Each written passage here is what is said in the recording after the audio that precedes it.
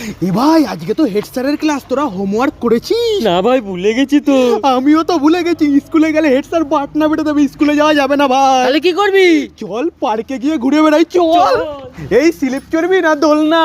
এই head sir. ওরে বাবা, আরে দেখতে পেলে বাটনা বেটে দেবে রে, ছাড় আমাকে। আরে রিমি ম্যামের সাথে পার্কে ঘুরতে এসছে। কি বলছিস? তাহলে তো বাটনা আমরা বাটবো, চল। চলো।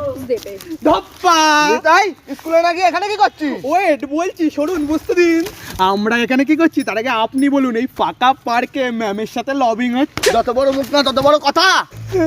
এক্ষুনি গিয়ে পুরো স্কুলে জানাই দেবো আপনাদের প্রেম কাহিনীর কথা। না না, আগে স্যারের বউকে জানাবো। ও হ্যাঁ তো। নিতাই বাবা শোন, এবার বলুন আপনাদের দাবিটা কি? নিতাই এই কথা কাউকে বলিস না জানো বাপ। এতে আমাদের লাভ কি? আমরা তো ঐতিহাসিক মুহূর্ত দেখে ফেলেছি।